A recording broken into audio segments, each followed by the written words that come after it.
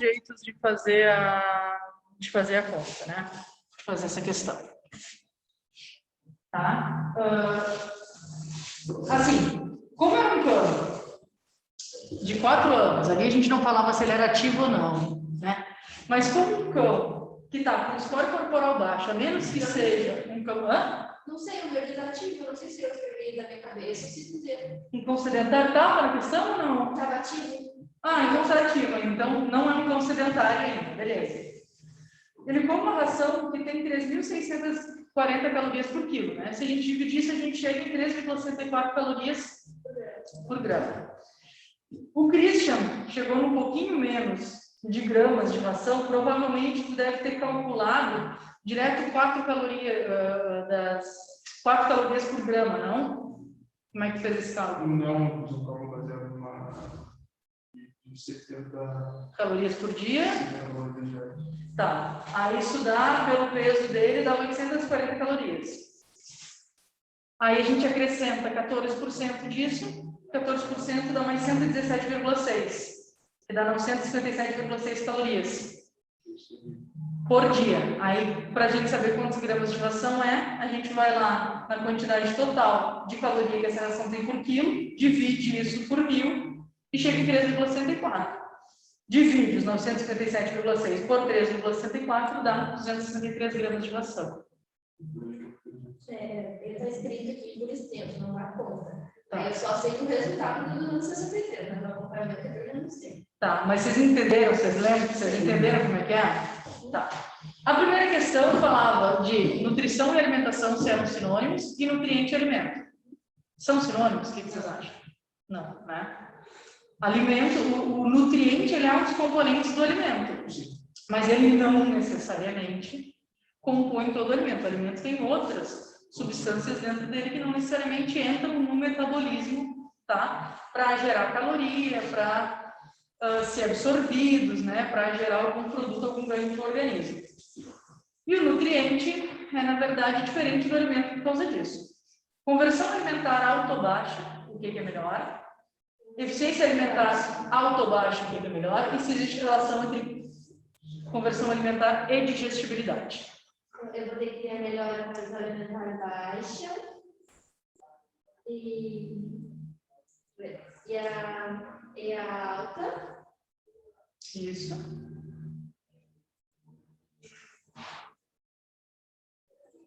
Digestibilidade. Tá, eu vou ver se conversão alimentar é a capacidade do animal de ganhar peso e converter o alimento em tecido. E digestibilidade é o quanto o alimento pode gerar nutrientes absorvíveis para o animal. É a capacidade do alimento de ser transformado em tecido.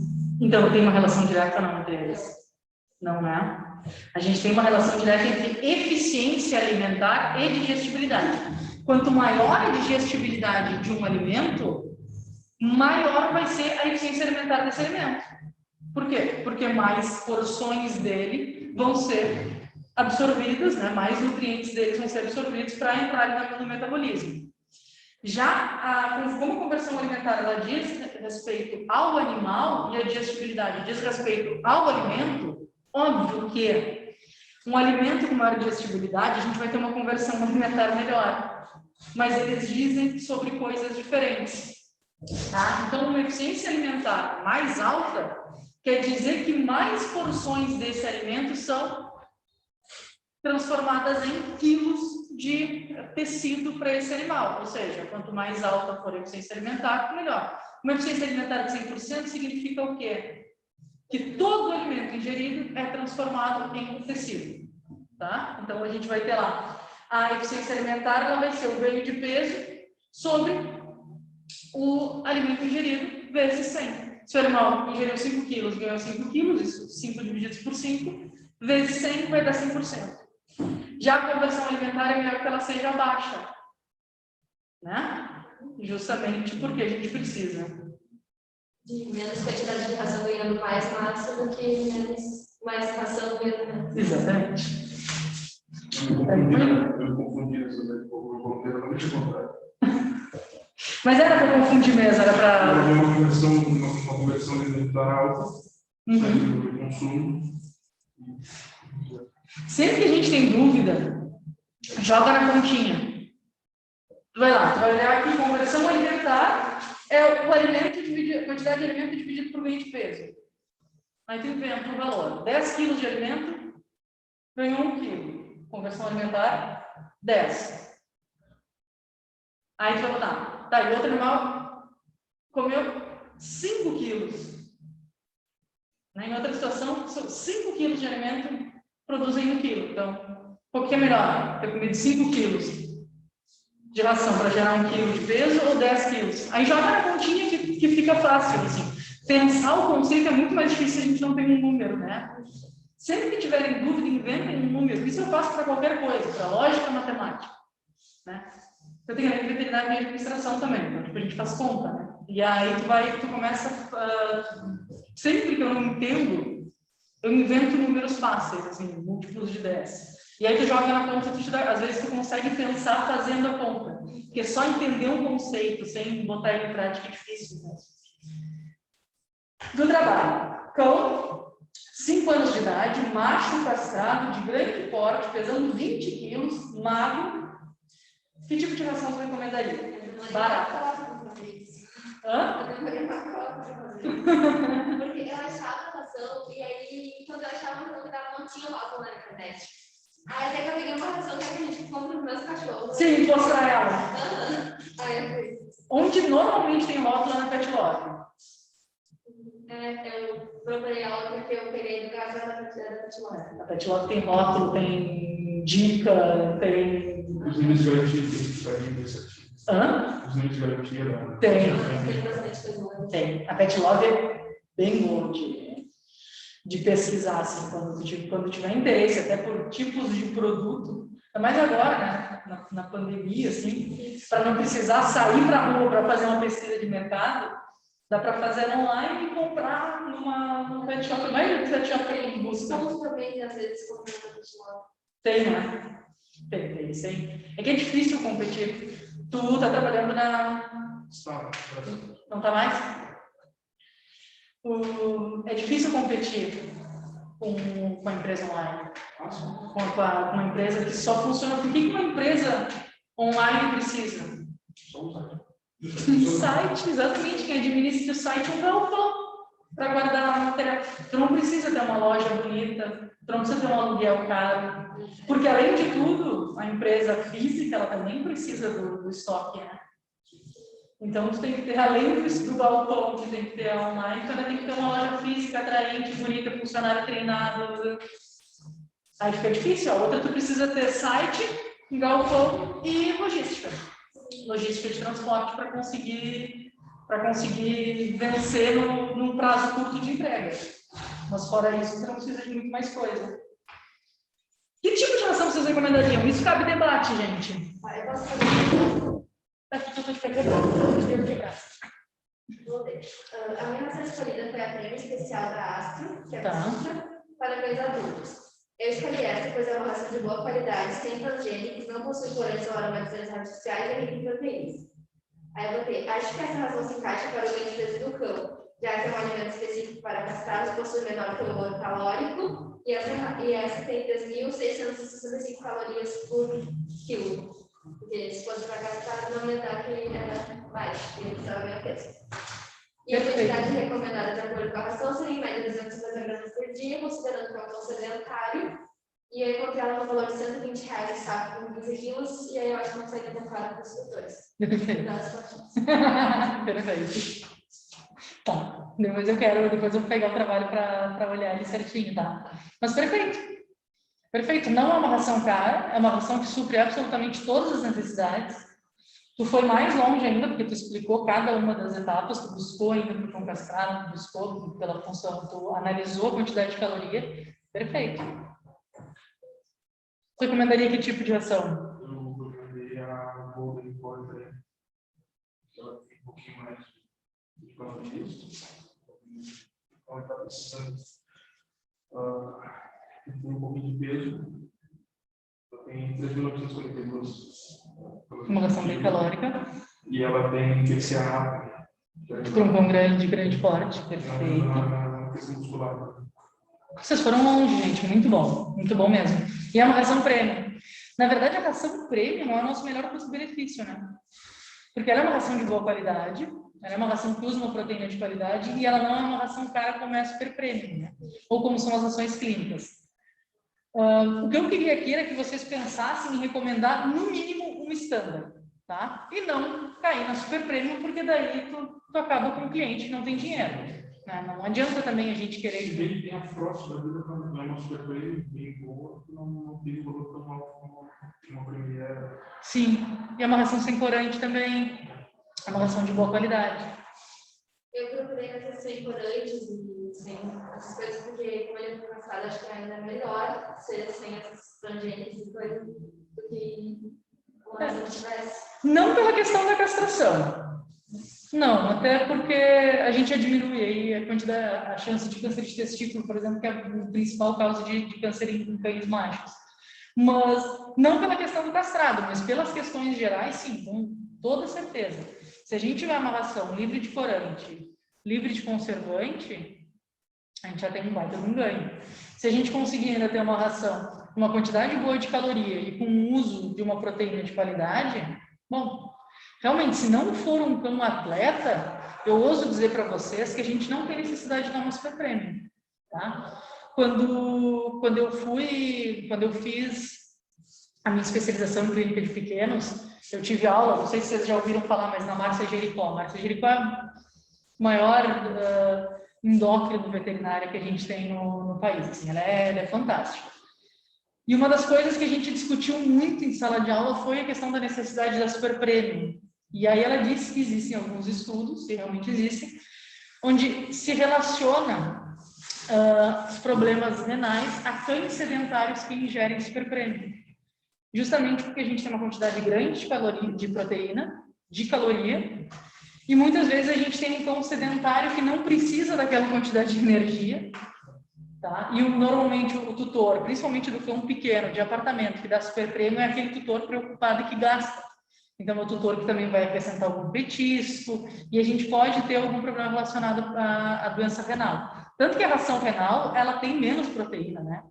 Do que as outras rações não clínicas. Então, por esse motivo, óbvio que a ração super premium, ela usa uma proteína de excelente qualidade sempre. Mas se a gente conseguir buscar outras características dentro das rações premium, a gente consegue dar uma ração de excelente qualidade para um cão sedentário de apartamento, para um shih tzu de apartamento que não tem... A classificação premium, é muito diferente do vai de uma sapeca, por exemplo, a uma gol. É. A nhoque, por exemplo, a nhoque é premium. A nhoque é premium. E aí... As estações que dizem agora que é premium, mas a nhoque, por exemplo, tem corante. A nhoque tem corante, a nhoque tem conservante.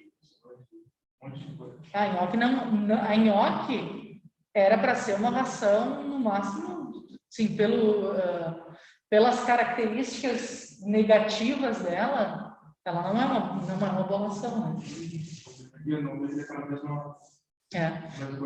Por isso que o mercado nacional acabou criando essas outras classificações, além da premium, super premium e standard, a gente acabou criando a econômica, a ração de combate, né, a premium especial, e aí a gente foi criando essas outras características. Porque é complicado tu explicar para o tutor que ele vai gastar na Golden e na Nhoque valores completamente diferentes, mas elas estão na mesma categoria de qualidade. E aí vai dizer, não, mas essa é uma premium especial, essa é uma premium. Né, a gente tem que... Um pouco mais fácil. E aí a gente tem que entender algumas das características que é um saco, né? Lá só massa. Essa sala é muito branca, não sei se eu não consigo chegar direito o dedo. Não sei se a aula muda aqui, não sei como... A gente quase não tem aula aqui, né? Com vocês, né? A outra turma tem só aqui, porque a turma é pequenininha, a gente começou com 6 aulas. Tá? Então... Eu não sou do mesmo modo que vocês, eu tenho que contar. dos valentes. Eu tenho medo dos valentes. Tentei uma vez, eu não consigo. Eu tenho medo dos valentes. Eu acho que eu vou botar o dedo, eu acho que eu vou sujar, eu acho que eu vou ficar cega, eu acho que eu... Sabe que eu...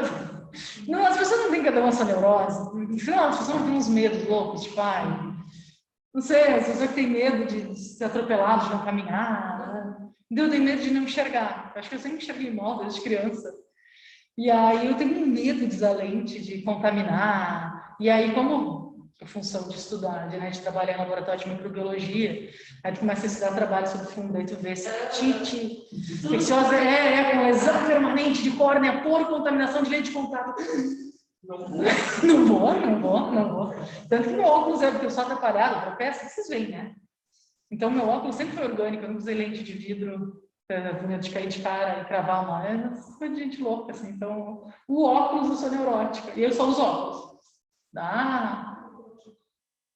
Sei lá, 20 e tantos anos já. Tem até a marca permanente do óculos. Enfim. Gato, 9 anos, castrada, obesa, doente renal. Qualquer ração. Essa eu coitado do podcast, cara. Falou qualquer. Essa pode. É ração clínica disso também. Perfeito. O aplicativo. O tutor que diz, o tutor que tem um animal doente renal, obeso e idoso, é bem complicado. Então, esse é um tutor, ainda foi fácil, porque o outro era um cão de grande porte, jovem, tá? Que precisava de uma ração barata. Ok. Agora, se eu dissesse que é uma gata de 9 anos, castrada, obesa, doente renal, que precisa de ração barata, é difícil. É muito difícil da gente conseguir. Ração clínica barata? Não tem. Não tem ração clínica barata, não tem. Eu precisei várias, né? São muito mais caras que essa. E aí a gente ainda sabe que ela tem chance de chegar aqui, apresentar a ração clínica e a gata não querer comer. E aí, o que vocês acham? Vocês vão lá e dizem assim, não, essa é uma gata que o tutor que gasta qualquer coisa, é uma gata que já come ração de boa qualidade. Teria que ajustar a quantidade, porque é um animal obeso, mas ela come uma super prega. Ela é doente renal e obesa. Castrada. 9 anos está entrando, né? Um animal que está exatamente. Está começando a ficar idosa, né? Está saindo do adulto e a gente começando a considerar esse gato como um animal idoso. E aí a tutora vai lá e diz, não, qualquer. Aí tu vai lá e aforra. Escolhe a ração específica. Escolhe uma Rios clínica. Foi vamos, quer gastar, vamos gastar. E aí tu vai lá escolher uma ração e o tutor chega para ti dizendo, não come. Ela só come a Royal Canin Supreme, que era aquela comeu a vida inteira. E aí a gata está miando de fome faz 2 dias na frente do pote de comida. O que eu faço? Eu perguntaria como foi a prova, se foi de soco, se foi gradativa, como tem que ser, ou se... Eu perguntaria como ela foi usada. Tá. Você ir misturando aos pouquinhos. Isso, perfeito. E misturando aos pouquinhos. E fazendo, nem que seja muito pouquinho da ração nova, a gente vai acrescentando gradualmente. Vai colocando 10% da ração nova e 90% no pote da outra. Vai familiarizando com o cheiro, vai familiarizando com o gosto. Se tem outro gato, às vezes é até bom o outro gato comer um pouquinho também para eles entenderem aquela disputa da ração do outro, tá? Tudo isso. Mas o gato não comeu. Vocês acham que é melhor deixar esse gato com fome ou libera a ração antiga? E recomeça a transição? Eu acho que tem que escolher outra ração e recomeçar a transição gradativamente com a ração antiga, mas não ir para outra de antes de novo, porque aquela não estava funcionando. Tá. Uma ração úmida é uma boa opção, uma ração úmida de boa qualidade. Dificilmente eles vão negar uma ração úmida. É cheiroso, né? Teve uma vez na temporada que a gente deu um treinamento. A gente comeu. A úmida? Eu esqueci o nome. Mas eu tinha esse preto. Maravilhoso, Eu vou botar no ponto uma porcaria. E de muito melhor qualidade que essa porcaria que a gente come. Meus filhos têm mania da... Meu gato, meu filhotão come a Golden filhotes. E meus filhos têm mania. E quando eu vejo, eles estão aqui, eles servem pro gato, botam uns 3 biscoitinhos na boca, assim, uns 3 pelletzinhos de ração. Que é gostoso. Ração de gato é gostoso. A Frost tem um cheirinho maravilhoso. A Frost tem um cheirinho maravilhoso. Agora eu pensei, eu acho que eu não sei qual é o cheirinho da Frost. Parece cacau, parece chocolate. A mãe dá dos chips, nossa, tem cheiro muito bom, não sei qual é, mas é uns grandão, assim. Aquela era a Rafael. Ela é muito cheirosa. A Rafael do banco francês. Dava tanta emoção para fazer. Deve tudo na realidade, a mim para lá eu comprei. Cheiro muito bom. Sim, o problema é tu voltar, né? E cachorro é cachorro, né? Os meus pedra, sal, Cachorro. a Assim como se tu pegar ração de combate, elas têm cheiro de sal. Ração de combate tem cheiro de sal. Ela precisa ser palatável. Mas ela não tem qualidade, ela não tem proteína o suficiente para gerar palatabilidade, ela não tem proteína de qualidade suficiente para gerar palatabilidade. E aí tu coloca o quê? Sal. Só para ficar com gostinho. Exatamente. E elas têm cheiro de sal, né? O farelo delas parece sal. Eu comprava antes para os cachorros pros sendo domiciliados, assim, eu tinha um cão comunitário que estava na frente de casa, que no início eu dava, daí depois começa a ficar com pena, né? Daí eu comecei a comprar nhoque para ele.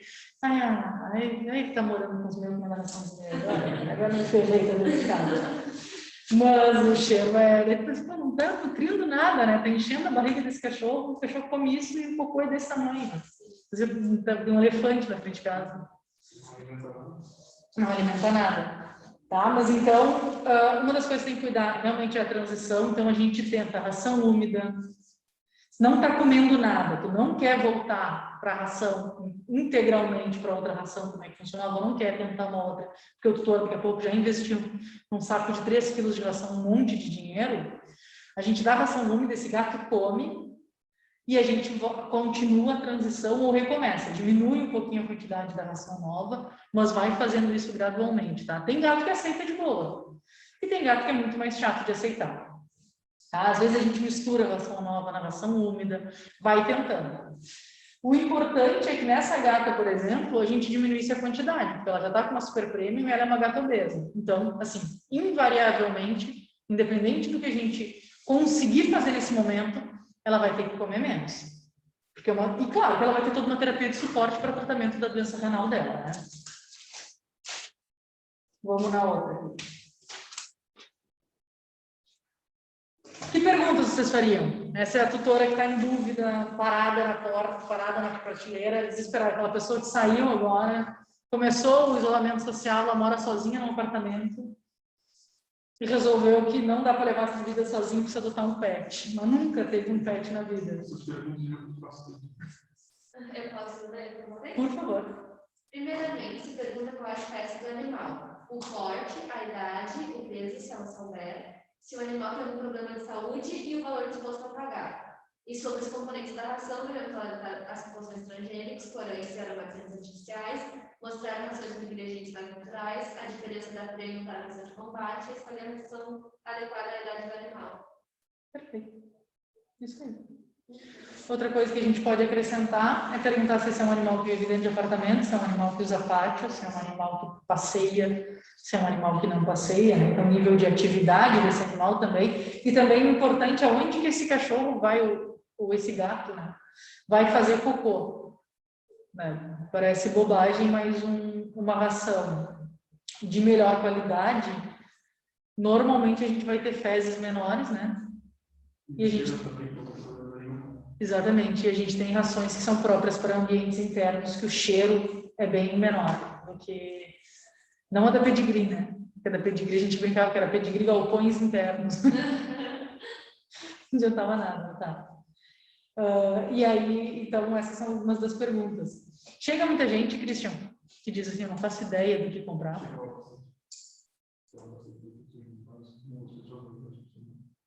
Sem fazer ideia do que fazer. Comprei cachorro, não tem cachorro, não sei o que. Perguntar a verdade. por exemplo, meu filho perguntava, parecido com o que os pais, que raça de pai, para entender o porte do...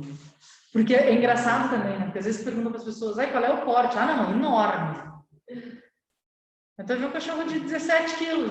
Não. Exatamente, ou então ele te diz, não, é um linguicinha. Exatamente, Então, assim, as raças Mas é importante a gente entender, por exemplo, que se passou um labrador ali perto, o nível de atividade que esse cachorro vai necessitar talvez não seja o que esse tutor vai conseguir dar dentro de um apartamento. Então, a gente tem que pensar nisso na hora de recomendar uma ração. Se é castrado, se não é... Tá? É meio engraçado que quando tu começa a te familiarizar com o conhecimento, seja ele um conhecimento que tu teve de maneira formal, assim, em sala de aula, ou em estudo, ou aquilo que tu tem por interesse, porque quem gosta de bicho, quem tem bicho, naturalmente acaba se informando sobre algumas coisas. Então é engraçado para pensar, para quem tem esse conhecimento, tem gente que não tem nada disso. Que não tem, no início eu até falava para vocês, às vezes, gente, se eu usar alguma palavra daqui a pouco que não é da rotina de vocês, porque tem algumas palavras para mim, dentro do meu trabalho, que são muito, muito rotineiras, mas que para quem está entrando nesse meio pela primeira vez, daqui a pouco não entende. Assim como tem nas vidas de vocês e nos entendimentos de vocês, coisas que eu não vou saber entender o tipo de linguagem. E às vezes a gente conseguir falar com esse tutor que não sabe nada de maneira mais simplificada, vai fazer com que ele entenda mais. Ao invés da gente querer impressionar e usar o nosso linguajar mais técnico e sair com uma pessoa completamente confusa dali. Exatamente. Quando os médicos vêm falar para nós que a gente está com alguma doença em linguagem técnica, a gente não sabe nada do que falar. Exatamente. Não adianta. Tu tem que te colocar num nível, numa linguagem que tu tem que te nivelar com o tutor, não em conhecimento, mas em linguagem, no ponto em que ele te entenda. Assim como se tu vê que é uma pessoa que tem mais conhecimento, tu consegue passar mais coisas também. Eu acho que talvez eu já tenha comentado, mas meu sogro estava indignado, porque ele tem 2 agroveterinárias na cidade dele, né? E aí ele comprava numa. E aí ele comprava ração tal por não me lembro que preço. E aí, tipo, saco de 25 quilos de ração por um preço X. Aí abriu essa segunda agroveterinária, ele foi lá e viu que um saco de 25 quilos de uma outra ração custava, sei lá, R$40 a menos. Aí ele foi indignado no primeiro cara e disse, pô, olha o tempo que tu comprou, tu é um assaltante. Pô, era só tu na cidade, tu podia o quê? Botar a mão. O cara disse, porque lá custa R$40 menos. E ele perguntou, é a mesma ração? É ração. O que tu vende aqui? É ração. Lá é ração, Ração é ração. Ele, não, ração não é ração. Uma coisa é uma ração, outra coisa é outra ração. E aí ele veio me contar, indignado. Olha aqui, que absurdo. Quer me enrolar ainda? Eu não. Uma coisa não tem nada a ver com a outra. A gente vai ter ração Daí eu brinquei com ele. A gente vai ter ração. Saco de 3 quilos que vai custar o mesmo desse teu saco de 25 aí. Então, não é a mesma coisa. Eu brinquei com ele, o que é a mesma coisa que tu comer? Vamos fazer um churrasco, vamos comprar uma picanha ou uma agulha? É a mesma coisa? É tudo carne, mas não é a mesma coisa. Né? Então, questão 5. Um baixo de 5 anos, com 16 quilos, escolhe 4, ou seja, um pão com sobrepeso, um pão gordo. Come 245 gramas de uma ração de filhote, que tem 3,83 calorias por grama, tá? Ou seja, uma ração alta em caloria. Ela está muito mais perto das 4 calorias por grama do que das 3,5, né? Viu? Uma ração baixa em caloria, ela chega a mais ou menos 3,2. Uma ração com uma quantidade de caloria que a gente considera normal, 3,5. E alta, 4. E come em uma única refeição. Vocês acham que essa é a escolha certa do tipo de ração? Não, né? Um cachorro que está gordo. Exatamente. E uma única refeição ainda. A rotina está certa? Não. Uma única refeição.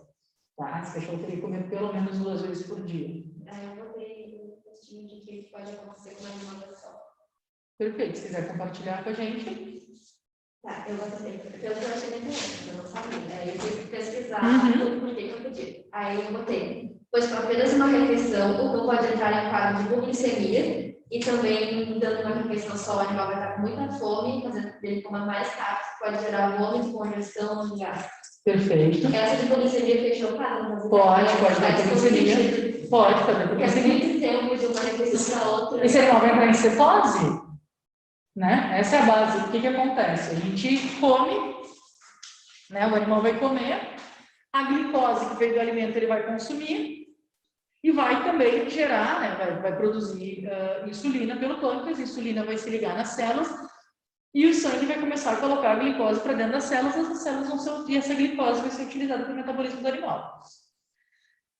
Sendo usada essa glicose para o metabolismo do animal, a gente começa a partir para as reservas de glicose, né? Então, glicogênio hepático e glicogênio muscular. Gastamos as reservas de energia. O que que acontece? A gente começa a quebrar triacilglicerol. Então, a gente começa a quebrar gordura. Essa quebra de gordura, ela gera cetose, então ela tem liberação de corpos cetônicos também, tá? Muito tempo em cetose, e não seria o caso das 24 horas na maioria dos casos, mas a gente ainda consegue fazer uma acidez metabólica, ou seja, a gente acidifica o sangue em função disso, em função do excesso de quebra de gordura, e depois excesso de quebra de proteína por muito tempo sem alimentar. Mas só se a gente passar muito tempo sem alimentar o animal, né, essas 24 horas, a gente gastou toda a reserva de glicose e a gente tem que começar a converter outros tecidos em glicose, tá? E isso não é tão eficiente quanto é o gasto dessa glicose pelo animal. E aí realmente a gente vai ter hipoglicemia. Qual é o problema da hipoglicemia? É que o cérebro, existe uma barreira chamada de barreira hematoencefálica. Então, só entra no cérebro glicose. Então, daqui para cima só vai entrar glicose, só passa pelo tronco cerebral. Glicose. Então, é a única fonte de energia que o cérebro utiliza. A gente ficando hipoglicêmico, a primeira das coisas que vai acontecer é confusão mental, incoordenação, e depois, como é o cérebro quem coordena todo o resto, podem começar a faltar outras funções vitais também.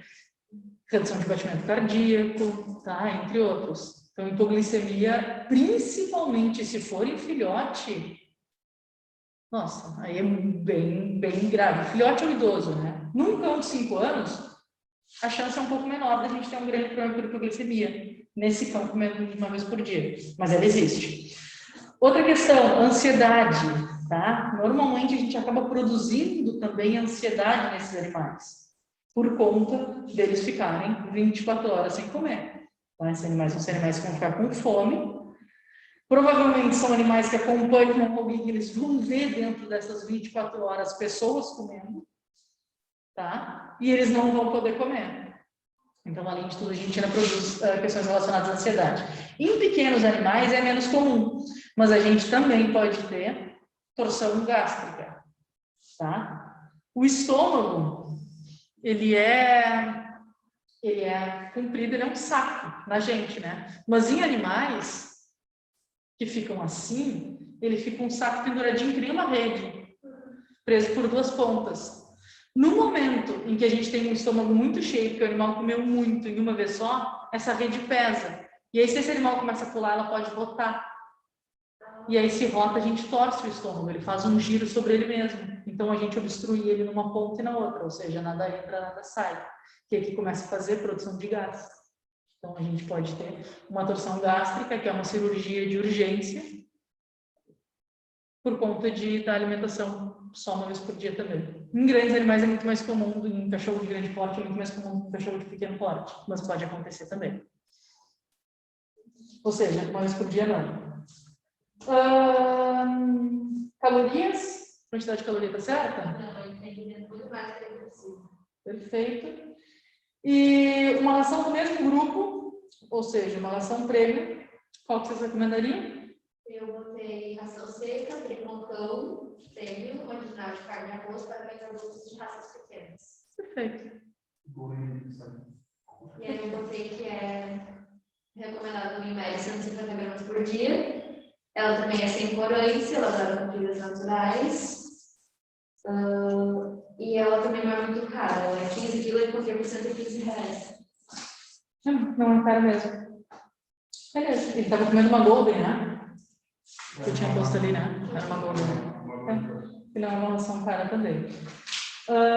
A gente pode escolher, se possível, ração para animais de pequeno porte, ração para animais obesos, a gente pode escolher ração específica para raça. DASH, em especial, a gente pode ter outros problemas relacionados à obesidade, né? Por causa dos problemas de coluna, né? DASH tem um comprimento muito grande em relação a... Então, a gente pode ter graves problemas de coluna relacionados à raça. Por esse motivo, obesidade nesses animais ainda é um problema um pouquinho mais sério do que em algumas outras raças. Tá? Além da gente ter que usar movimento, queda, escada, subir e descer em sofá. Eu já vi DASH com problema, assim, na verdade, com alguns problemas de coluna, mas que com uma crise enorme se desencadeou pulando de um sofá. Justamente pela pressão, né? Pula e a coluna inteira torce até conseguir a pata de trás tocar no chão. Então, o DASH não é... Eu tinha um DASH que parecia que ele sabia. Porque ele subia escada, pata por pata. Ele subia outra, uma de trás, a outra de trás. Levava um dia inteiro subindo escada. Mas subia vagarosamente. Muito obrigada. Tu me manda por... Pode ser para... Micro. Vocês receberam material de micro? Sim. Tá. Hoje, eu não sei o que vocês acham. Eu ia mandar material novo para vocês, para a gente começar parasita. Tá? Eu falei parasito. Uma das coisas de pensar é onde é que eu fui uma renale, tá? Para o teu cachorro. Não foi pro da... Não foi teu? Foi pro da Paola? Eu confundo vocês. Não, foi da turma de vocês, não foi? Que cachorro que morreu? Foi eu. Ah, foi o teu, então. Não. Não. Essa por louca. Será que foi na outra turma e eu tô confundindo? Tinha certeza que era turma. Eu falei que era Paola, então eu confundo vocês duas. Não sei porquê. Não confundo mais, eu confundia no início. Uma das coisas pode ser de Artifima renale, que é aquela que chamam de larva gigante do rim, não sei se você já ouviu falar. Tá? E a gente tem aqui em Pelotas a marinha endêmica para essa parasitose. Então, o vermífugo, ela não... Não, ela faz um parasitismo no rim e ela faz a destruição de tecido renal e depois que ela sai do rim, inclusive ela fica solta na cavidade, faz migração para outros órgãos. Mas elas chegam, são vermes enormes. Assim. E aí elas podem dar, uma das coisas que podem... E aí a eliminação é pela urina dos ovos. E às vezes tem sangramento pela urina também, dependendo do tipo de lesão renal que a gente tem. Tu falou que ele estava com sangramento pelo pênis, né? Sim, era sempre... Dor abdominal muito grande, agudo, né? Ele começou com dor abdominal, até a questão de... Né, a questão das fezes não tem tanta relação, mas pode ter, dependendo do tipo de migração que ela tenha feito. É uma possibilidade. E é importante só para tu começar a observar teus outros animais. Se algum deles começar a apresentar qualquer tipo de comportamento que indique alguma lesão renal ou urinária, cistite, dor à palpação, não custa cuidar. A gente lembra que a gente fez palpação renal? Sim. Não custa fazer nos seus outros. E além de tudo também, se tiver interesse, tem teste dá para fazer teste no laboratório de parasitologia, dá para fazer teste de urina, né? Exame de urina para ver se encontra ovos de parasita na urina. Caso comecem a apresentar algum tipo de sinal, não custa. Depois eu fiquei pensando nisso. Porque podia ser que foi muito agudo, né? Sim, foi do nada, assim, que ele estava bem entrado e começou a se curvar, assim, ele dava a coluna assim, e aí eu apertava e ele deixava duro, assim, e ele acho que doía um pouco. E depois ele morreu. Foi muito rápido, porque ele parecia estar bem. Tu disse que ele é velhinho, né? Ele tinha quase 12 anos. Quase 12 anos. Mas porte pequeno? Ele era pequeno, meio médio, assim, mas ele era pequeno. Pois é, não é um cão, é um cão idoso, mas não é um cão muito velho, assim, ele está dentro da expectativa de vida, ainda para um cão domiciliar que tem cuidado. Tá? O que eu pensei na gente fazer hoje? Eu pensei na gente dar uma revisada do material que eu enviei para vocês no online, tá? Justamente para a gente começar zeradinho agora com as aulas presenciais. Semana que vem eu falei para vocês, né, vem a Mari, Tá? Quem puder assistir, se vocês puderem vir a aula e falar com essa turma também, ela é muito boa mesmo. Tá, Mari, a gente foi colega de faculdade, a gente foi contemporâneos, assim, a gente nunca trabalhou juntos, mas a gente sempre foi traçando um caminho em paralelo. E ela se demitiu agora, ela estava dando aula em Santa Catarina, e na função da pandemia, ela optou por sair para tocar a carreira dela diferente, mas ela é muito boa, professora universitária, a Mari tem mestrado, doutorado, pós-doc, tem residência, é uma pessoa bem especializada, e topou bem tranquilo vir aqui falar com a gente. Tá? Falar só um pouquinho para vocês, então, do que a gente viu de micro. Não sei se vocês querem que eu vá para o quadro ou não, para copiar, o que vocês preferem, se a gente pode ir conversando assim só. Somos nós três. Alguns tópicos, alguma coisa do Tá.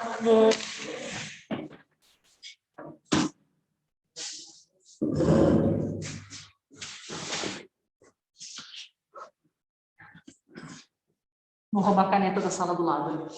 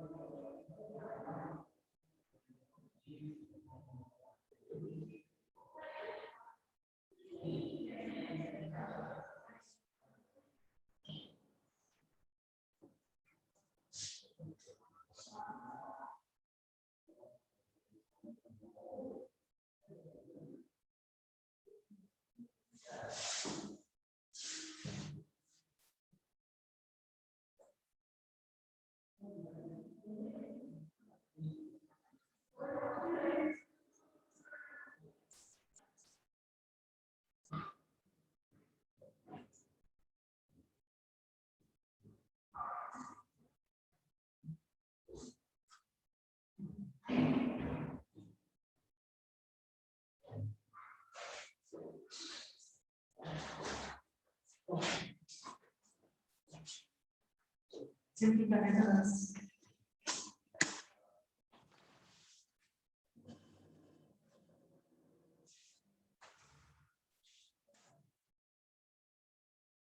Então, etimologia.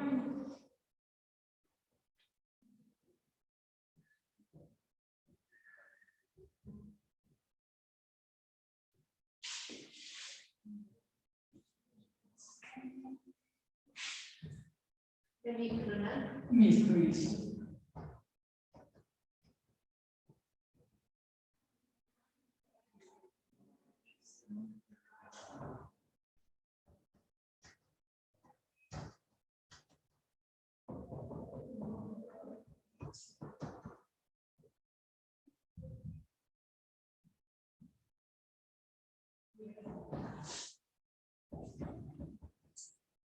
Vocês lembram disso? Sim. Do colégio? Desde todos os colégios. Eucarioto, procarioto. Pesadelos da biologia. Hã? Pesadelos da biologia. Aham.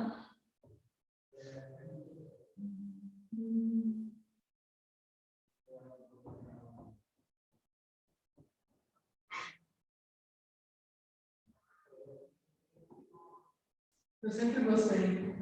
Eu gosto também. Eu sou boa amiga da biologia. É bom, né?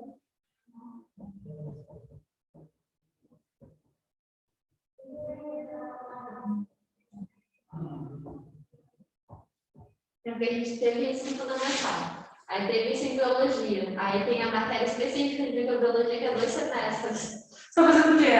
Química. Mas química. Esteve com quem? Eu tive primeiro com o Daniel, Depois, o...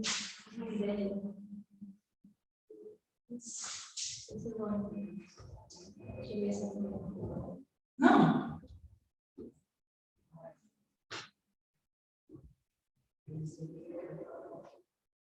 Aqui tu vai ver que é bem resumido, então, para ti, tá?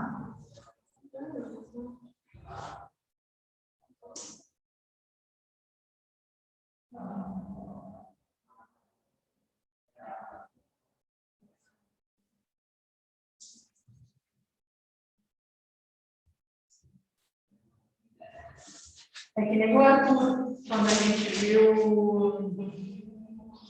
gente viu nutrição. Como ele faz, técnico agrícola, nutrição é bem mais detalhado para eles.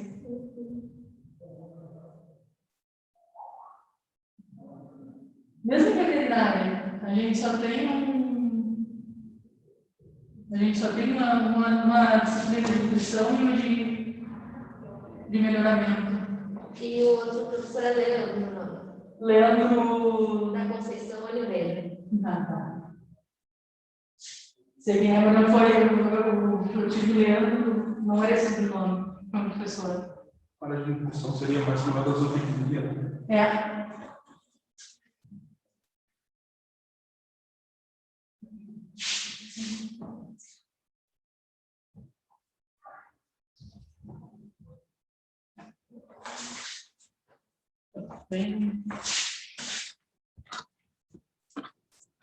Bem simplesinho. Então, a etimologia da palavra microbiologia. Micro significa pequeno, bio significa vida, e logia, estudo. Então, micro, bio, logia. Então, na verdade, é o estudo dos seres microscópicos, tá? O bio, não necessariamente aqui, tá? Porque a gente vai ver que vírus... Eu botei vírus? Não, botei controle. Vírus não são seres vivos, tá? Vírus são acelulares. Mas a etimologia da palavra é esse. Então, no final, o estudo dos micro-organismos, tá? Não necessariamente seres vivos. Tipo de célula que a gente vai ter estudando dentro de microbiologia. Além dos seres acelulares, que são os vírus, por quê? Para a gente ter um conceito de que é uma célula, de que é um ser vivo, ele tem que ter capacidade de exercer as funções vitais sem depender de nenhum outro organismo. E os vírus não têm essa capacidade. Como é que um vírus atua? Ele faz a penetração no organismo, então a gente vai ter, por exemplo, bacteriófago, que é um vírus que parasita bactérias, tá? Então, não necessariamente esse organismo vai ser um animal. Mas ele vai penetrar nesse organismo, ele vai liberar o material genético e vai se unir ao material genético da célula hospedeira. E a partir de então, essa célula hospedeira vai começar a replicar, vai começar a se reproduzir, replicando o material genético viral. E ela vai usar a maquinaria celular para se reproduzir. Então, essa célula que carrega uma parte do genoma viral, seja ele RNA ou DNA, vai começar a produzir mais genoma viral para esse vírus. E aí o que o vírus vai usar da sua maquinaria para envelopar esse genoma e liberar novas células para o meio. Entendeu? Então eu tenho uma célula hospedeira que vai fazer toda a parte de reprodução para esse vírus, e esse vírus vai envelopar esse material genético que foi produzido, e aí, ou essa célula, ou ele é um vírus que mata a célula, então vai acumular muito material genético, muito vírion, tá? Que a gente chama de vírion, que é o vírus com capacidade infectante.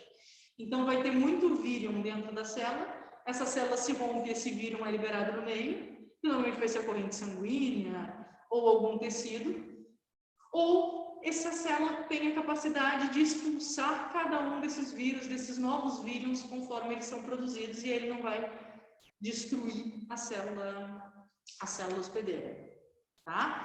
E a gente tem alguns problemas, por exemplo, como o vírus da AIDS, e a gente tem também síndrome de imunodeficiência em alguns outros animais, principalmente em cavalos, né, que é mais importante, que o vírus, as novas células, que são as células de defesa que ele parasita, ou seja, a gente não tem como destruir essas células porque a gente seria incompatível com a vida do animal, e aí essas novas células vão se reproduzindo, carregando sempre com as novas células produzidas do genoma viral. Então a gente não consegue, por isso que a gente não consegue cura para esse tipo de doença, tá? E por isso que a gente pode ter muitas vezes um paciente que ele é positivo, por exemplo, paciente HIV positivo, mas ele não é um paciente que tem AIDS, porque ele não desenvolveu a doença ainda, mas ele tem o vírus dentro das suas células sendo reproduzido e replicado. Então, o que eles ali depois de filamento versus? Filamentoso versus levedriforme. Levedriforme, tá? Tipo de célula, gente. Então, a gente tem os vírus, que são acelulares, e a gente tem os procariotos e os eucariotos. Tá? A grande diferença dos procariotos para os eucariotos é a carioteca. Essa é a diferença que faz, então. Aqui. É a carioteca. Tá? Então, os eucariotos, eles têm carioteca e os procariotos não têm carioteca. A carioteca, aqui uma célula, as duas células. A carioteca é a membrana que envolve o núcleo. Então, quando a gente tem um procarioto, a gente tem uma região nuclear. Ou seja, a gente tem um DNA solto, tá? Localizado em uma região da célula, que é chamada de região nuclear, mas a gente não tem uma delimitação. São células muito mais simples. Todas as células vegetais, animais e fungos são eucariotos, tá? Bactérias e alguns outros micro-organismos ou seres menos desenvolvidos, alguns outros poucos micro-organismos ou seres pouco desenvolvidos são procariotos. Além disso, eles têm plasmídio, tá? Plasmídio contém material genético e a grande importância do plasmídio é porque ele pode ser transferido para outra célula. Então, eu tenho uma segunda bactéria aqui. Esse plasmídio, contendo, por exemplo, algum gene de resistência a um antibiótico, pode ser transferido para a bactéria vizinha. Então, esse tipo de transmissão ativa, eucariotos também tem, tá? Mas é extremamente importante, principalmente em bactérias. Não é porque eles são micro-organismos menos desenvolvidos, são micro-organismos mais simples, na verdade, não menos desenvolvidos, né? Porque não numa escala evolutiva direta, mas eles são micro-organismos de estrutura mais simples, melhor dizendo. Não é por isso que eles sejam micro-organismos que são mais fáceis de combater, ou são micro-organismos menos perigosos, ou que têm menos funções na natureza. Não, eles só são organismos mais simples, tá? Então, a gente tem a região nuclear, a gente tem o plasmídio e a gente tem basicamente o ribossomo, tá? Ligado ao complexo de retículo endoplasmático, rugoso, e é um ribossomo simples, tá? Só não precisa decorar isso, mas é um ribossomo 30S. E isso aqui vai ser responsável pela síntese de proteína. Como não existe uma divisão entre núcleo e citoplasma, conforme as proteínas, os genes vão gerando as proteínas pelos ribossomos, elas já vão sendo liberadas no citoplasma para depois serem expulsas para o meio. Vocês entendem que quando... Vocês entendem mais ou menos como é que isso funciona? Quando o corpo solicita uma proteína, por exemplo, uma insulina, comida, o corpo vai dar um sinal para a célula vai lá, separa aquele gene que produz insulina, aquela porção, e aí vai haver uma replicação, tá? Do DNA para RNA, esse RNA vai passar pelo ribossomo e vai gerar DNA. só uma faixa daquele gene de DNA, que é aquela proteína. Cada gene corresponde a uma porção do DNA que produz uma determinada proteína. Isso é um gene. Um gene é uma porção do DNA que produz uma proteína. Tá? E aí eles vão sendo liberados direto, tudo muito rápido. Eles vão sendo liberados direto do citoplasma e para o meio externo. Tá? É assim que as bactérias produzem toxinas, é assim que as bactérias produzem qualquer coisa, qualquer fator de patogenicidade, é assim que ele é produzido e liberado direto para o tecido. Seres eucariotos, eles têm uma perioteca. Então, eles têm nucleolo, eles têm aqui muito mais cromossomos. Bactérias, por exemplo, têm um cromossomo. Fungos chegam a ter 12 cromossomos, tá? Eles vão ter vários cromossomos. Um ribossomo mais complexo, complexo de Golgi, retículo plasmático liso, retículo plasmático rugoso, lisossomo, uma série de outras organelas plasmáticas que eu só detalhei aqui para vocês entenderem que eles têm uma capacidade de realizar muito mais funções, são células muito mais complexas. Por esse motivo, eles também são células muito maiores. Tá? Importância dos micro-organismos. Equilíbrio, tanto ambiental, tá? Quanto equilíbrio ambiental, eu digo porque a gente tem micro-organismos que vivem em todos os tipos de plantas que a gente pode imaginar, micro-organismo parasitando o ar. Fungos, por exemplo, são os maiores decompositores da natureza, então eles têm um papel extremamente importante para conseguir, de maneira eficiente, eliminar essa matéria de decomposição em excesso que tem no ambiente.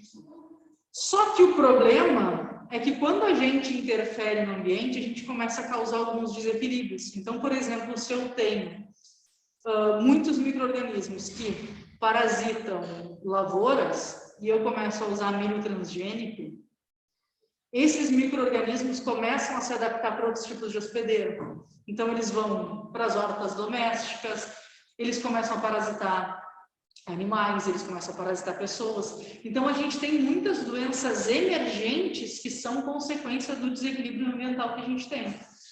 Tá? A gente tem cerca de 300 novos fungos que são considerados hoje como doenças emergentes, que nos últimos 5 anos não eram, justamente pelo desequilíbrio em plantações. Então, eram micro-organismos que eram só ambientais e fitopatógenos. E hoje, eles são micro-organismos que causam doenças em humanos porque eles são de muito fácil adaptação. Tá? Além disso, além do equilíbrio ambiental, a gente tem o equilíbrio da própria microbiota dos animais. Então, a gente tem todos os micro-organismos numa microbiota sadia, vivendo em equilíbrio, em harmonia. Comecei um tratamento com um antibiótico no animal. Por que que antibiótico dá diarreia? Porque, além de eu matar todos os micro-organismos que eu desejo matar da infecção pulmonar, por exemplo, que esse animal tem, eu acabo também matando diversas outras bactérias que fazem parte da microbiota intestinal desse animal. Por que que um animal que eu faço, por exemplo, que eu estou numa antibiótico terapia longa, eu posso ter problema de otite? Justamente por causa de otite fúngica ou por causa de outras bactérias que viviam em equilíbrio. Agora, com a morte de algumas que são mais sensíveis àquele antibiótico, começa uma proliferação exagerada das outras. E aí a gente acaba causando um desequilíbrio. Eu quero que vocês tenham essa função do equilíbrio. A gente fala sempre na gangorra. Quando é que eu tenho doença? Quando eu tenho um desequilíbrio. Ou eu tenho, boa noite, ou eu tenho uma imunidade baixa, e aí os micro-organismos que não estão necessariamente fazendo uma pressão de seleção, não estão numa concentração muito alta, eles vão acabar me causando doença, ou eu tenho uma grande quantidade de micro-organismos, tá? De um determinado tipo. No meu projeto de mestrado, por exemplo, uma das coisas que eu analisei, eu trabalhei com uma doença, uma doença em coxinha plantar de pinguim, tá? E aí, que era um problema muito sério, eu acabava, assim, responsável por 30% dos casos de mortalidade em aves em reabilitação. E aí, uma das coisas que a gente observou é que nos animais que não tinham infecção causada pela doença, né, então numa fase que ainda não tinha um processo infeccioso instalado ali, a gente tinha mais ou menos 13 micro-organismos isolados naquela pata. Quando a gente tinha um animal com infecção, a gente tinha em média 5 micro-organismos. Vocês conseguem entender a diferença quando a gente tem um desequilíbrio e quando a gente não tem?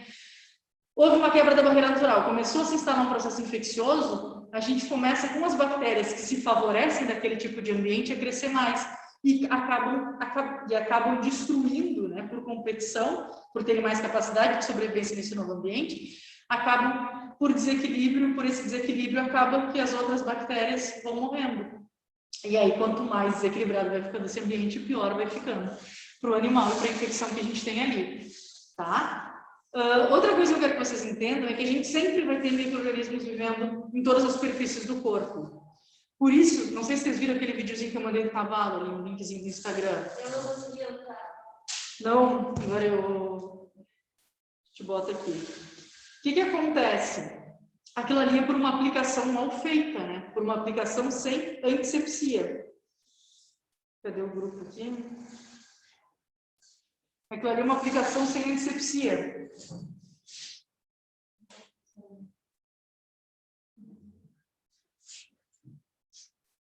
Como a gente tem uma série de micro-organismos vivendo no pelo, na pele desse animal, no momento em que eu coloco uma agulha ali e não faço antisepsia nenhuma, eu posso carregar um desses micro-organismos para dentro do tecido. E aí eu posso causar um processo infeccioso. O que acontece no caso de um abscesso?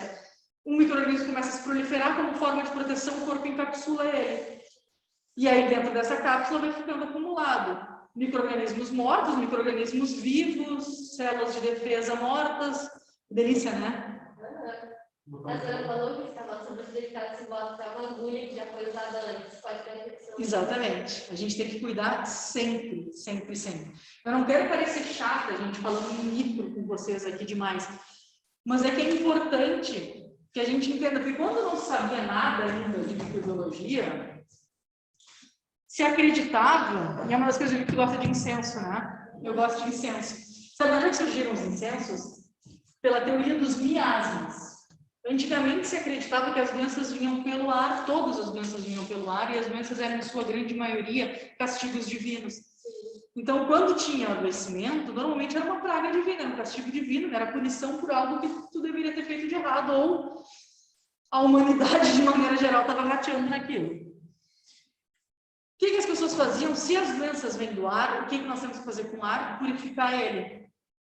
Então começou essa teoria dos miasmas, era de que o ar era impuro, de que o ar era contaminado e que a gente deveria purificar o ar através de cheiros, através de ervas, através da queima de alguns produtos, surgindo daí o incenso, e mandar essas energias também o mais alto possível que a gente conseguisse. Tá? Isso a gente tem até hoje várias... A gente tem várias teorias ainda, a humanidade ainda tem, né, em torno das infusões, das velas, dos incensos, justamente vindo dessas crenças antigas. E várias outras populações, né, populações indígenas, né, tem também muito essa relação com a origem das doenças, com a forma, com a cura e com a forma como as coisas surgem. E aí começou a se descobrir, lá por 1500, veio a primeira teoria de que não, de que os germes eram seres vivos e de que eles causavam doença. Mas isso foi refutado, aí lá em 1600 e pouco, quando o Hooke fez o primeiro microscópio, que era um microscópio bem rudimentar, ele conseguiu ver algumas estruturas, como espermatozoides, fibras celulares, fibras musculares, células sanguíneas, e uma estrutura que ele desenhou que ele não conhecia, que ele achou que era uma planta microscópica, que era, na verdade, um fungo. Hoje, se a gente olha o desenho dele, a gente vê que parece que eram aspergilos. Tá? E aí depois, em 1700 e alguma coisa, não me recordo bem, surgiu um microscópio, como a gente conhece hoje, tá? Com jogo de luzes, e aí começou a se trabalhar realmente em cima dos micro-organismos. E também veio Pasteur para conseguir, que é considerado o pai da microbiologia, para conseguir realmente provar a essência desses micro-organismos. Porque até então se acreditava em a biogênese, que deixava uma carne ali no canto, de repente nasciam larvas daquela carne. Ou seja, era a vida vinda de lugar nenhum, né? Não existiam seres que geravam aquela vida. Então as larvas nasciam da carne, o bolor nascia no pão. Simples assim. E aí botaram depois, assim, no lugar normal, a carne, acho que era, E aí viu que nessa coisa nela, e outros botaram dentro de um tubo que tinha um cano encurvado, assim. E aí entrava a ar, mas os micro-organismos não passavam de tal dobra do cano. E aí ali não nascia nada. Porque em contato com o ar não é só tipo, o ar em si, é os micro-organismos. E a gente viu que não tinha contato com nada no meio direto, também não nascia nada. Perfeito, exatamente isso. E isso é baseado na experiência de Pasteur, né? Porque Pasteur ele ferveu, né, substâncias orgânicas, e uma ele deixou exatamente no balão com cano em contato com o ar, mas não em contato com os micro-organismos, e outro ele deixou completamente exposto, e outro ele deixou completamente sem ar. E aí houve crescimento no que tinha um contato pleno com o ambiente. Por quê? Porque os micro-organismos estão presentes no ambiente. E aí se começou também a se trabalhar com antisepsia. E essa é uma das formas de controle que a gente tem por calor, né? A pasteurização. Mas tá, estou me adiantando. Então a gente tem essa diferença da célula procariótica para a célula eucariótica, eu já falei, que são os tipos de célula. As bactérias, elas são compostas por parede celular. A forma da bactéria, principalmente a gente tem os copos, que são redondos, os bastonetes, que são alongados, tá? E os espirilos. Os espirilos, um exemplo é o leptospira. Por que leptospira tu não precisa ter ferida na pele para ter penetração? Justamente pelo formato dele de saca-rolha. Ele faz um movimento, consegue fazer penetração ativa na pele. Então, uma pele já está em contato com água, né? Que a gente diminui a justa posição das células pelo excesso de hidratação. Então, a célula já fica, né, uma menos junta da outra. A gente diminui a justa posição. E uma bactéria que tem capacidade de penetração ativa, por isso que a gente sabe que ficar com, por exemplo, pisar na sarjeta, um animal que tem contato com água parada, com água de esgoto, a gente tem muito mais chance desse animal ter leptospirose, porque a leptospira é eliminada pela urina de animais contaminados, principalmente o rato. Não manifesta sinais clínicos, na grande maioria das vezes. Então, é um grande disseminador da doença. As bactérias mais comuns que a gente tem causando doença são os focos, tá bem? O alândio, a gente pode ter eles em duplo, então, diplococos ou diplobacilos, tá? E a gente pode ter eles em arranjos alongados, como se fossem polares, tá? Então, em dupla, diplococos ou diplobacilos, tá? A gente pode ter streptococcus, streptobacilos, e a gente acaba aí os arranjos de bacilo, tá? E espirilo e bacilo, o espirilo se apresenta, não se apresenta em arranjo, e normalmente o bacilo também não. Coccus sim. Aí a gente pode ter também os mais comuns, a gente tem tetra, a gente tem outras formas, mas são estafilococcus, que são arranjos parece que caixas de cultura desorganizados. Tá? E elas dão um nome, porque a gente escreve assim, o arranjo é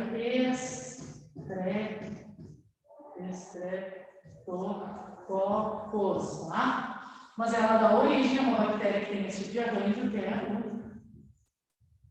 Streptococcus. Assim como a gente tem esse arranjo que é Staphylococcus, dá origem ao nome de uma das bactérias mais envolvidas em infecções, que é o Staphylococcus. Essas são as duas principais bactérias que a gente vai ter envolvidas em infecções de animais, tá? Quanto à presença de oxigênio, por que eu preciso que vocês saibam isso? Porque a gente tem bactéria que é anaeróbia estrita, a gente tem bactéria que é anaeróbia facultativa, ou seja, suporta oxigênio, né, podendo utilizar no metabolismo ou não. E a gente tem bactérias que são aeróbias, micro-organismos de maneira geral, mas eu estou falando de bactérias que são aeróbias estritas. Por que quando um animal tiver contato com qualquer tipo de material enferrujado, a primeira recomendação que a gente tem é passar água oxigenada, lavar com água e sabão e passar água oxigenada. Porque o tétano, né, o micro-organismo que causa tétano, ele é um micro-organismo anaeróbio. E a água oxigenada, o que ela faz? Ela quebra a célula. Ela quebra, por isso que a água oxigenada a gente não pode usar todo dia, porque ela não deixa cicatrizar, porque ela quebra a célula do tecido do animal e libera oxigênio, justamente para a gente conseguir eliminar as bactérias anaeróbias que podem estar ali. E quando um animal vai para uma limpeza de tártaro, tá? E tártaro é muito importante em cavalo. Se vocês forem ver uma castração de cavalo, depois da retirada dos testículos dentro do saco escrotal, normalmente se coloca a oxigenada dentro do escroto, tá? Para lavar, justamente porque o cavalo é muito sensível, tá? Ao bacilo que causa tétano. Por que quando a gente vai fazer uma limpeza de tártaro num animal, a gente recomenda que ele comece antes um tratamento com periodontil ou com histomorgia? Vocês já ouviram falar nisso? Não, porque eles são antibióticos que conseguem debelar bactérias gram-negativas, tá? A gente vai falar de parede celular, já tinha falado. Bactérias gram-negativas e anaeróbias, que estão muito envolvidas em casos de placa, porque a placa, ela faz um selamento com o meio externo. E a gente tem vivendo lá dentro daquelas placas dentárias, bactérias anaeróbias, bactérias que não suportam oxigênio. E aí, quando a gente começa a lesionar a gengiva para a remoção daquelas placas bacterianas, muitas vezes a gente tem contato delas com a corrente sanguínea. E a gente tem algumas doenças cardíacas que são causadas por infecção por esse tipo de bactéria anaeróbia, tá? Então, elas entrando na corrente sanguínea, a gente tem um grande risco de ter um problema cardíaco nesse animal, uma infecção cardíaca por uma bactéria anaeróbia, muito mais difícil de debelar. Por esse motivo, sempre que a gente for fazer um tratamento na boca, a gente tem duas coisas.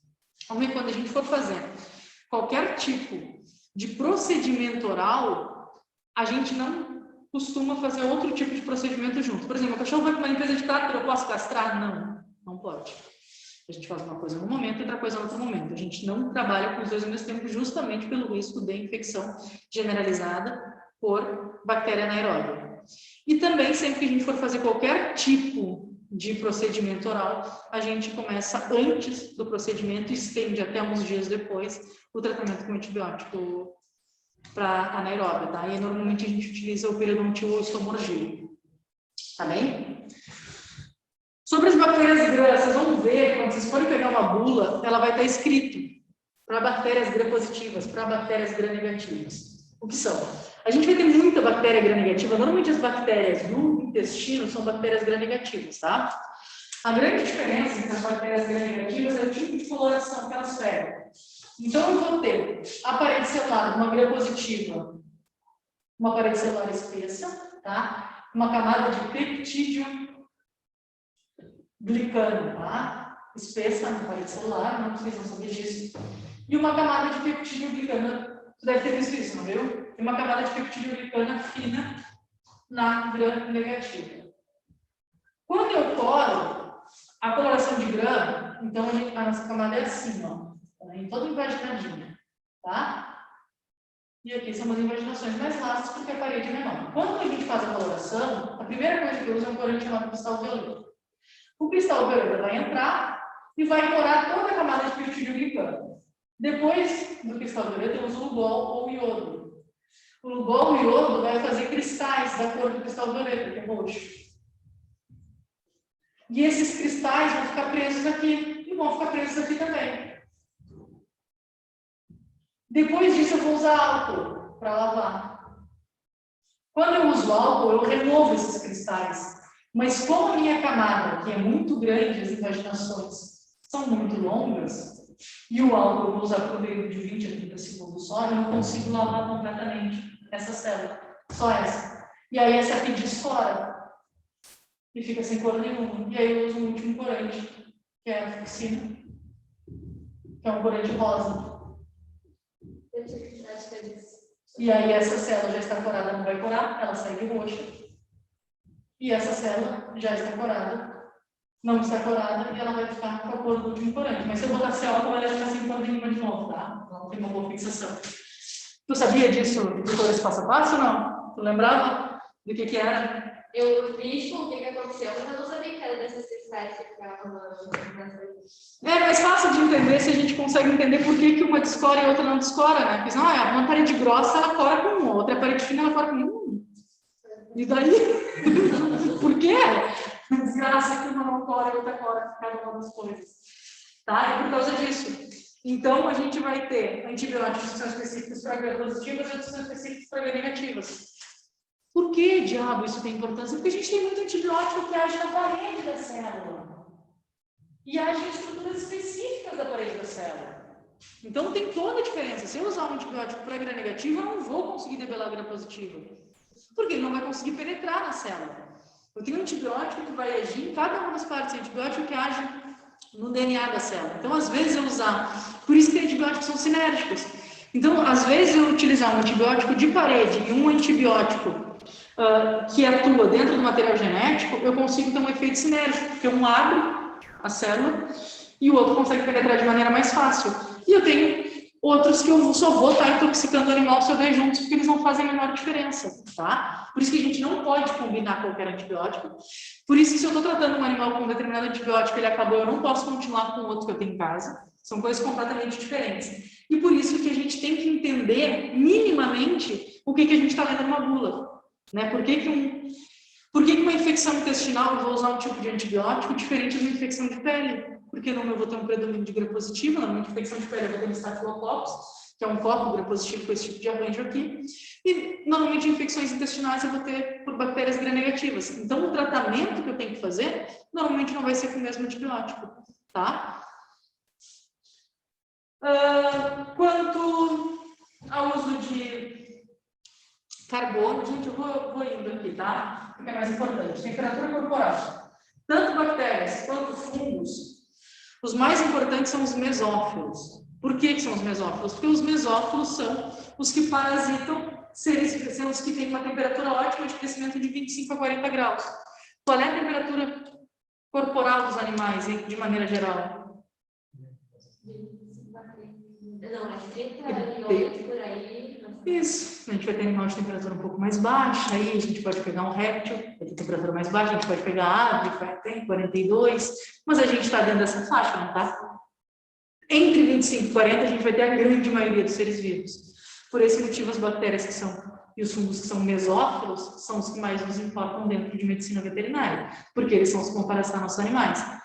Em termos de fungos, por exemplo, a gente vai ter uns fungos que crescem em temperatura mais baixa, então fungos ambientais, como por exemplo os dermatófitos, parasitando pele, e não tecidos internos, porque eles não têm uma capacidade de sobrevivência numa temperatura mais alta, assim como eu vou ter outros fungos que têm uma capacidade de sobrevivência de 25 até 40 graus, 45 graus com facilidade, tá? Mas os que vão nos importar, tem as bactérias... realmente, tem as extremas, tem as que vão sobreviver a menos 18 graus e a mais 180. Nos interessa? Não, a gente não está em Chernobyl nem no Alasca, sabe? Não preciso saber qual é a bactéria que sobrevive mediante radiação a 180 graus. Não é para a gente aqui. Não é que isso não seja importante, não é que isso não seja interessante. Mas para a gente aqui não interessa. Para a gente o que interessa são as mesófilas. Tá bem? Quanto à função do carbono, é se eles são heterotróficos ou não, ou seja, se a fonte de carbono é orgânica ou não. Para a gente, o que interessa é os que têm uma fonte de carbono orgânica, que são os heterotróficos. Por quê? Porque todos os tecidos animais são orgânicos. Então, a gente precisa, os que nos interessam são os que vão parasitar os animais, tá? Então, os fungos, eles são heterotróficos, e aí eles podem ser parasitas do ambiente, podem ser parasitas de tecidos vivos, ou podem ser parasitas de tecidos orgânicos em decomposição. Então, a gente tem, por exemplo, eu posso ter alguma bactéria ou fungo. Por exemplo, bactéria em tecido em decomposição, eu vou ter problema de bactéria anaeróbia, por exemplo. Eu posso ter uma necrose numa porção do membro que eu já não tenho mais uma capacidade de oxigenação, porque eu não tenho mais circulação sanguínea ali. Então, eu posso ter uma infecção por uma bactéria gram-negativa ali. Anaeróbia, tá? Gram-positiva ou negativa, mas anaeróbia. Assim como eu posso ter por um fungo que seja parasita de matéria orgânica em decomposição num animal vivo, se eu tiver uma porção de tecido necrosado, porque ele não é mais um tecido vivo, apesar de estar em um animal vivo, tá? E a gente sempre pode ter os fungos, principalmente, que são ambientais, ou seja, eles são saprófitas do ambiente. Eles vivem na natureza, em plantas, e também podem causar doença porque eles têm a capacidade de degradar tecido animal, Tá? Fungo. O que eu quero que vocês saibam de fungo? Basicamente. Tá? Tudo que é veterinário você vai sabendo muito pouco de fungo, eu vou contar para vocês. Veterinário sabe muito pouco de micologia. Micologia é uma ciência de 1969. Então, é uma ciência jovem. Não existe uma disciplina só disso na faculdade.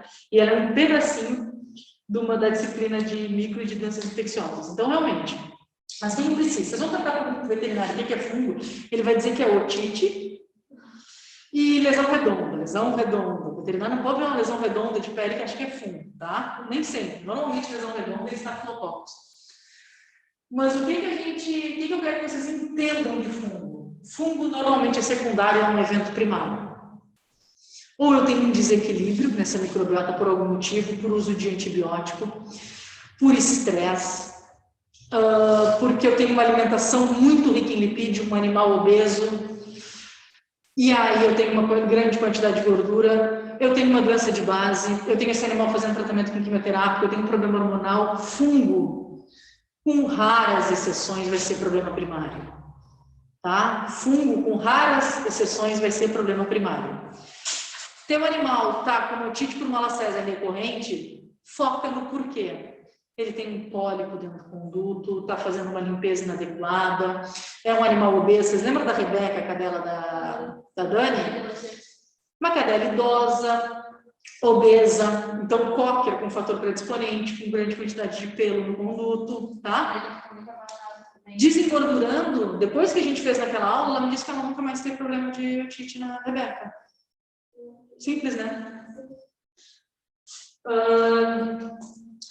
Então, fungo, a gente vai ter, eu vou ver isso com vocês com doenças infecciosas, mas a gente vai ter problema com fungo quando a gente tiver desequilíbrio, principalmente. E aí a gente tem dois tipos de fungos: fungos filamentosos, que são os fungos multicelulares, ou os bolores, e os fungos vermiformes, que são fungos cremosos, de colônia cremosa. Vocês já ouviram kefir? Já. Tá. Kefir é basicamente aquilo uma colônia de levedura, tá? Uma colônia cremosa, uma colônia pode ser rugosa, mas ela não tem filamento, não tem bolor. Que é o caso dos fungos filamentosos. São fungos unicelulares, são fungos multicelulares, são mais semelhantes com as bactérias, são estruturalmente mais simples, mas ainda tem carioteca, são eucariotos, são estruturalmente muito mais complexos. Os cogumelos, por exemplo, são fungos filamentosos também. Tá? E a gente tem normalmente, a gente tem uma quantidade muito pequena de antifúngico, tá muito diferente da quantidade de antibiótico que a gente tem, muito mesmo. Então a gente não tem uma grande diferença no uso de um antifúngico para um fungo leveduriforme ou para um fungo filamentoso, tá? E a gente tem fungos, raros são os fungos, acho que são 5 fungos, se não me engano, a última vez que eu estudei isso faz uns 2 anos que eu estudei bastante genética de fungo. A gente eram 5 fungos só, até o momento que tinham sido descobertos que eram anaeróbios estritos, que eram fungos que viviam no rumen, tá? De ruminantes, óbvio, né? Então eram fungos que faziam parte daquela microbiota do rumen. Mas a gente tem fungos que vivem em condição de anaerobiose quando eles conseguem modificar sua forma após penetrar no organismo e viver dentro das células de defesa do hospedeiro. Que aí a gente vai ter uma situação de pH extremo e baixo e ausência ou baixa oxigenação, tá? Então não é que fungos não possam se comportar como anaeróbios, mas eles só se comportam em situações específicas e especiais, tá? Então são fungos que mudam, por exemplo, da forma filamentosa para a forma de levedura quando entram no corpo. São os fungos que são dimórficos, a gente vai ver isso um pouquinho mais adiante. E os vírus, que são, que eu expliquei para vocês, aquelas estruturas acelulares. Que composta só por núcleo, capsídeo e envelope, sendo que nem todo fungo tem envelope, tá? Então, muitas vezes é só núcleo e capsídeo. O que eu quero que vocês entendam no envelope? O envelope, ele tem açúcar associado à proteína e ele também tem lipídio associado às proteínas. Por este motivo, qual é a primeira coisa que vocês aprenderam que tem que fazer se levar uma mordida de cachorro? Não é lavar com água e sabão? Sim. Lavar com água e sabão, né? Por quê? Porque o vírus da raiva é um vírus envelopado. E sabão degrada o quê? Gordura. Tá? Então, por isso, o coronavírus é um vírus envelopado. Por isso que lavar as mãos a gente consegue destruir o envelope viral. E sem envelope viral, ele não é mais um vírus, ou seja, ele não é mais uma partícula viral com capacidade infectante. Tá bem? E a gente tem métodos de controle físico e químico, que estão ali, mas aqui a gente tem principalmente os desinfetantes antissépticos, tá? E aqui a gente tem as formas, a gente tem calor. Os que a gente mais vai usar vai ser calor por fervura, autoclave, tá? Autoclave é quando a gente tem uma temperatura e pressão controladas, isso. Mas numa fervura de 5 minutos, a gente consegue a gente consegue tornar aquele ambiente estéril, aquele líquido estéril, principalmente se a gente ferver por 5 minutos. E pasteurização. Pasteurização a gente não elimina todos os micro-organismos, mas a gente tem uma combinação de tempo de calor com um calor em temperaturas não tão altas, a gente não chega na temperatura de fervura para matar alguns determinados micro-organismos. Para o leite, por exemplo, é o bacilo da tuberculose, tá? A gente chegou assim, se não me engano, são... Eu não vou falar tempo, está falando errado, né? Está gravando aí. Mas eu acho que a gente chega em 70 graus numa combinação de serpentina com resfriamento e aquecimento, e eu acho que são por 5 segundos, se não me engano. Então é bem pouco, mas é o tempo suficiente para matar aquele bacilo. Mas existem marcadores no leite, tá? Para ver se foi eficaz. E também ultravioleta, tá? Que faz uma mutação no DNA dos micro-organismos. E os químicos são basicamente o desinfetante e antisséptico. Lembrando que antisséptico a gente usa na mão, na pele, no corpo, né? E desinfetante a gente usa nos tecidos não vivos, né?